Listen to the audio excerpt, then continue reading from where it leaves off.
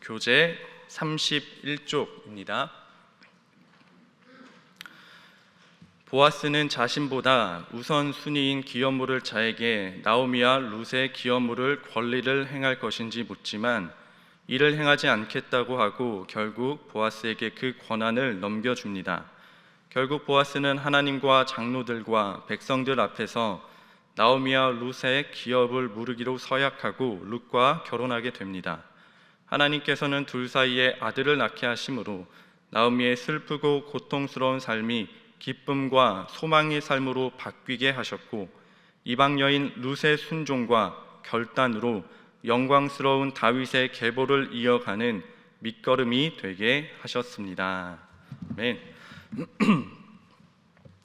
네, 오늘은 이제 룻기 4장 마지막 4장입니다. 어제 위 목사님께서 새벽 설교 때에 기업 모르는 것에 대해서 말씀해 주셨는데 이 기업 모르는 제도의 정신은 강한 자가 약한 자를 책임지고 약한 자를 돌보기 위한 손해를 감수하는 것이 이 제도의 정신입니다. 즉 약자를 보호하라라는 그 긍휼의 은혜가 담겨 있는 제도입니다. 룻은 보아스에게 기업물을 자가 되어 달라고 이제 요구했지요. 이것은 보아스에게 우리 가문의 땅과 회복을 위한 희생을 요구한 것이고 또한 청혼을 한 것입니다. 보아스는 긍휼의 마음으로 그리고 사랑의 마음으로 이것을 받아들입니다. 하지만 보아스 자신보다 기업물을 자로서 더 가까운 사람이 있었습니다. 그렇다고 보아스는 룻을 포기한 것이 아니라 룻의 청혼을 받아들이기 위하여 나오미와 룻 대신 쉬지 않고 일을 합니다. 그래서 보아스는 당시 재판을 하던 베들레헴 성문으로 나가지요. 그리고 성문에 올라가서 거기서 누군가를 기다렸습니다. 그리고 마침 그 성문을 우연히 지나가는 1순위 기업 모를 자를 만납니다. 그래서 보아스는 장로 10명을 불러서 정식 재판을 시작합니다. 아주 공개적인 자리에서 당당하게 엘리멜렉의 기업 모르는 문제에 대해 정리하려 한 것이지요. 여기서 1순위 기업 모를 자가 어떻게 반응했는지 한번 살펴보고자 합니다. 먼저 첫 번째 기도 제목입니다. 하나님께서 나의 이름을 기억해 주시는 인생 되게 하옵소서. 하나님께서 나의 이름을 기억해 주시는 인생 되게 하옵소서. 3절, 4절 말씀을 제가 다시 한번 읽겠습니다. 보아스가 그 기업 물을 자에게 이르되 모압 지방에서 돌아온 나오미가 우리 형제 엘리멜렉의 소유지를 팔려 함으로 내가 여기 앉은 이들과 내 백성의 장로들 앞에서 그것을 사라고 내게 말하여 알게 하려 하였노라. 만일 내가 물으려면 물으려니와 만일 내가 물으지 아니하려거든 내게 구하여 알게 하라. 네 다음은 나요 그 외에는 물을 자가 없느니라 하니 그가 이르되 내가 물으리다 하는지라. 보아스는 자신보다 더 가까운 엘리멜렉의 친족을 찾아가 모압에서 돌아온 나오미가 친척인 이제 엘리멜렉의 그 소유지를 팔려고 하는데 이것을 당신이 사주어야 하는 의무가 있다라고 이렇게 말을 합니다. 지금 여기 10명의 장로들 앞에서 당신이 기업 물을지 말지를 지금 선택해야 된다. 만약 당신이 그 기업을 물으지 않겠다고 하면 그 다음 순번이 나다라는 그런 내용을 전합니다. 기업 물을 자는 그 내용을 듣고 주저하지 않고 대답합니다. 내가 물으겠다. 보아스는 1순위 기업 물을 자에게 그래서 기업 물은다는 것이 어떤 것인지 이제 조금 더 자세히 설명을 합니다. 자, 5절 말씀을 보면 보아스가 이르되 내가 나오미의 손에서 그 밭을 사는 날에 곧 죽은 자의 아내 모압 여인 룻에게서 사서 그 죽은 자의 기업을 그의 이름으로 세워야 할지니라 하니.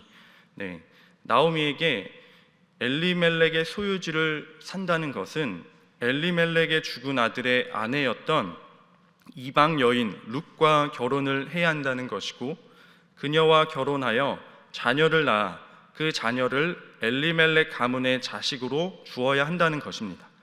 이 의미는 당신의 돈으로 산 엘리멜렉의 모든 소유지를 나중에 아이가 태어나면 그 아이에게 상속해야 한다는 것을 의미한다고 설명하는 것이죠.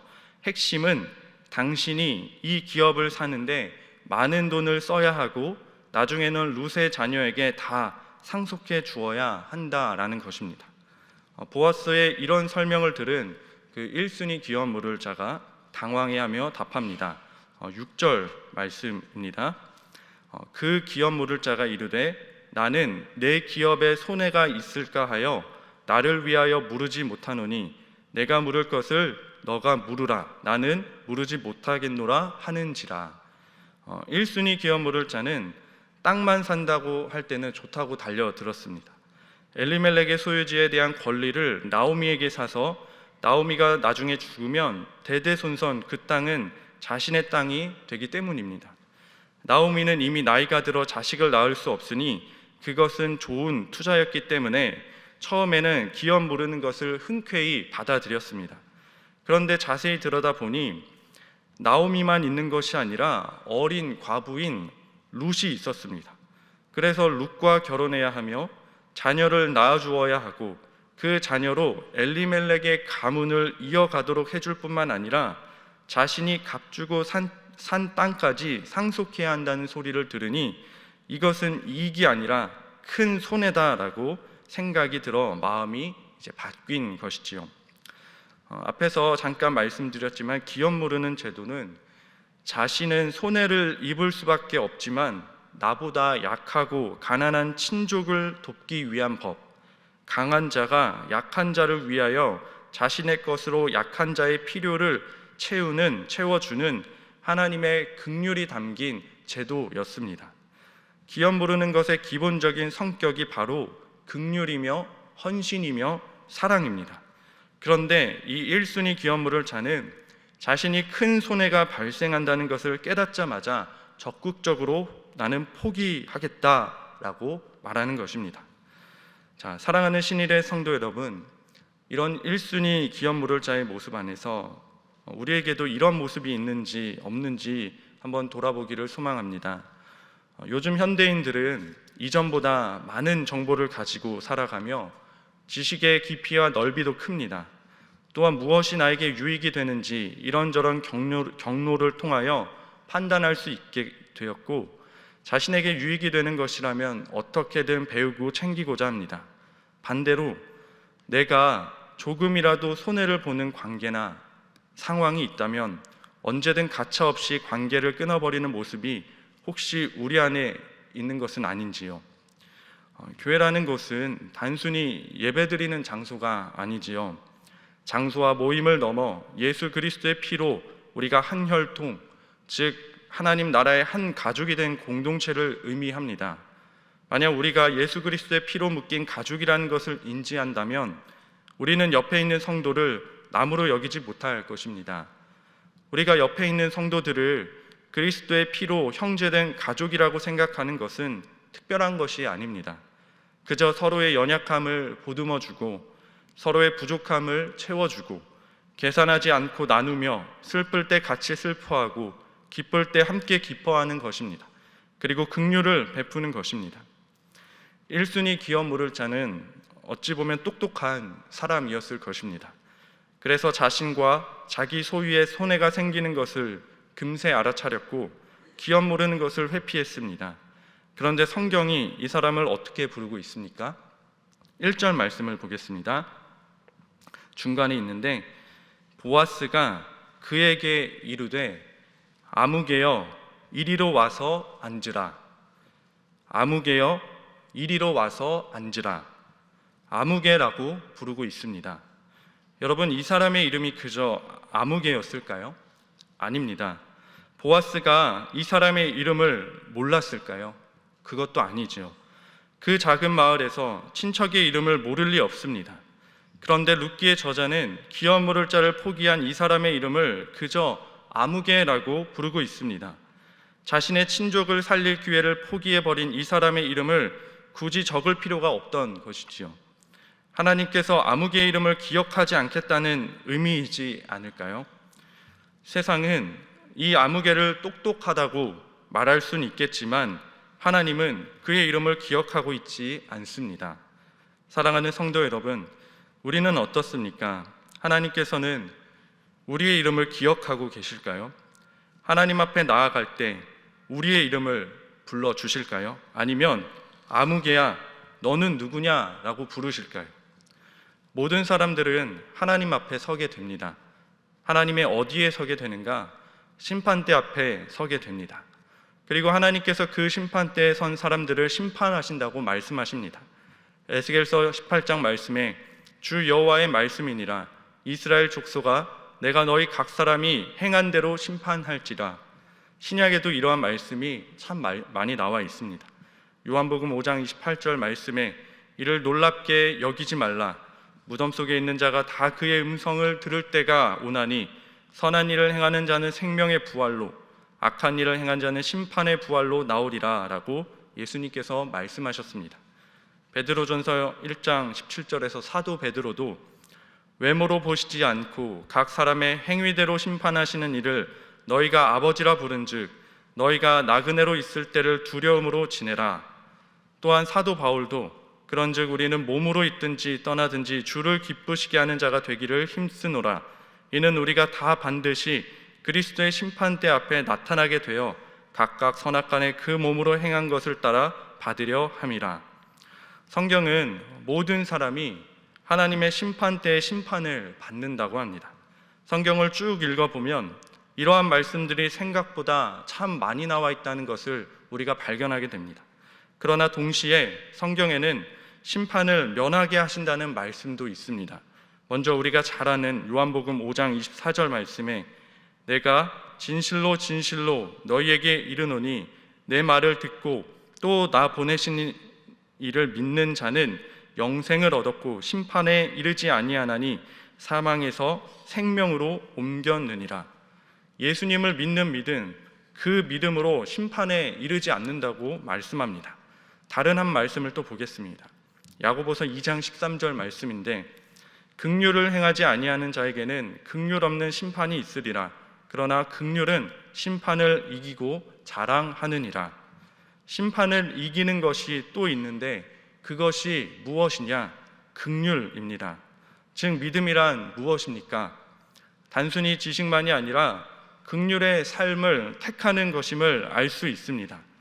우리가 예수님께 긍휼히 여김을 받았기에 우리도 긍휼함을 가져야 된다는 것입니다.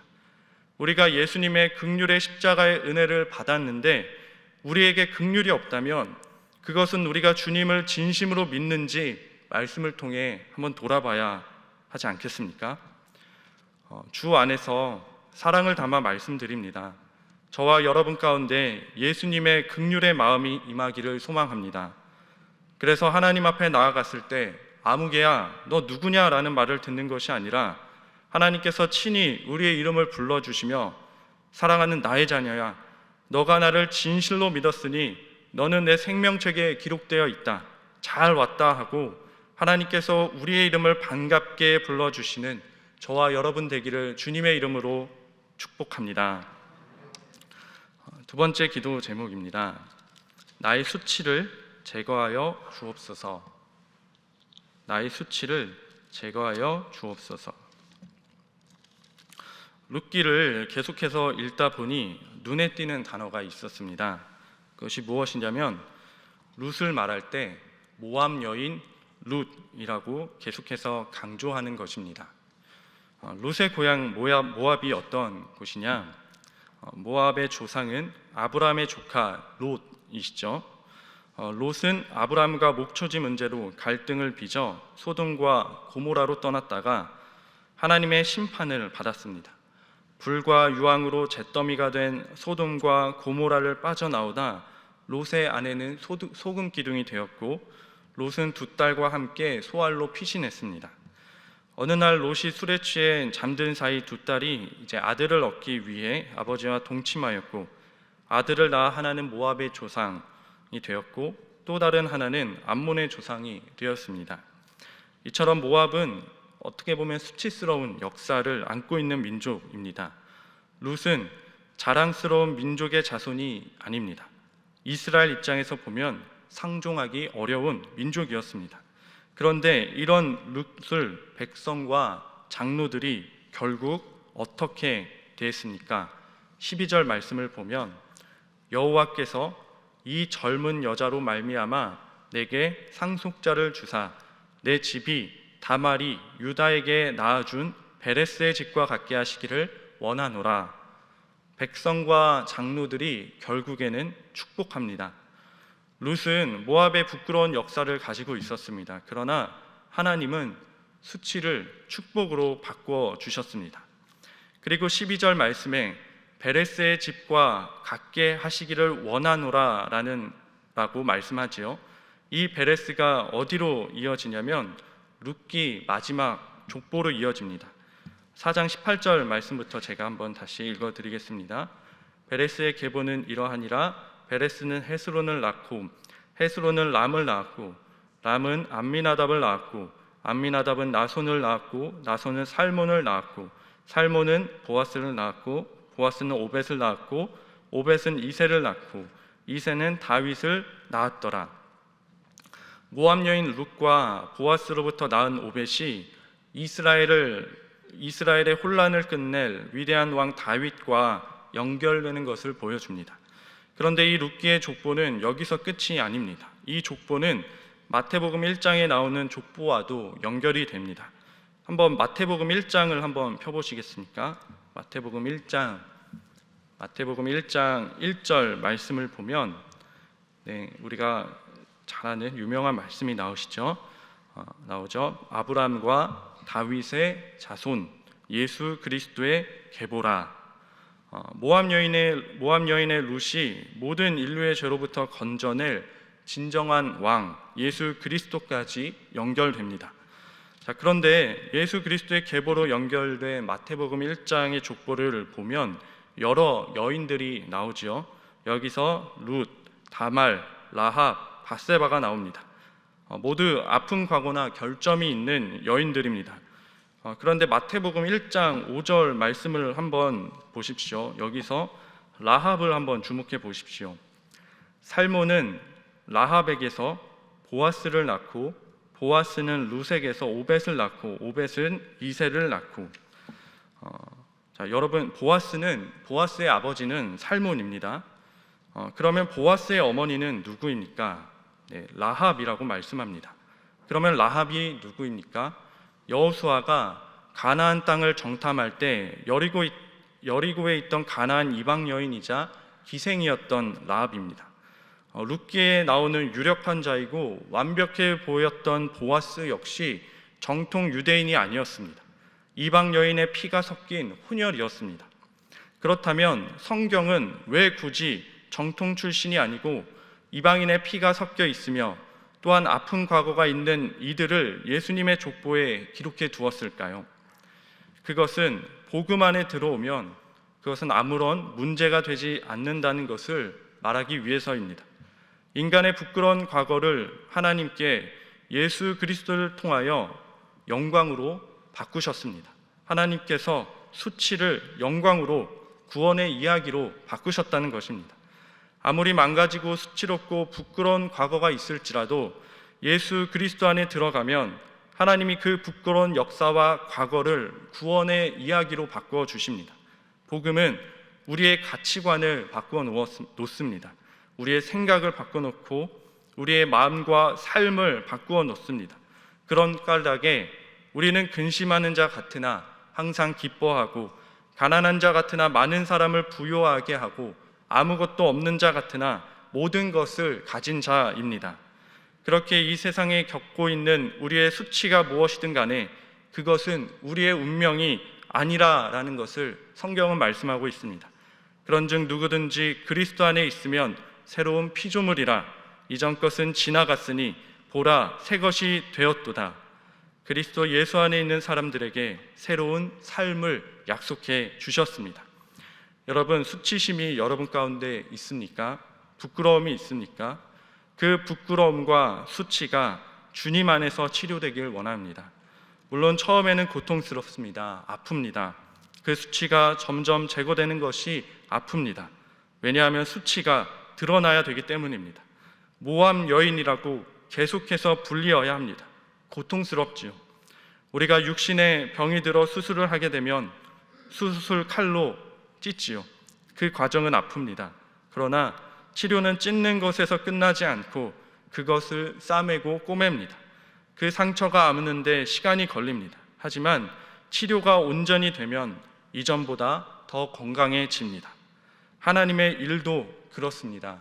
이사야 30장 26절 말씀에 여호와께서 자기 백성의 상처를 싸매시며 그들의 맞은 자리를 고치시는 날에는 달빛은 햇빛 같겠고 햇빛은 7배가 되어 7날의 빛과 같으리라.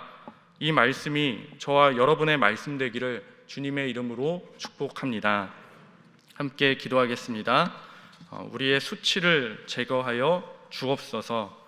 우리가 긍휼의 삶을 살게 되어 온전한 그 진실된 믿음으로 살아가 하나님께 우리의 이름이 기억되는 그런 축복받은 인생 되게 하여 주옵소서.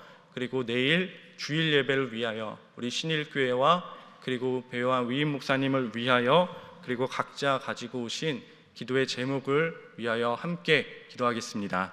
주여 믿습니다. 주여 믿습니다. 주여 믿습니다.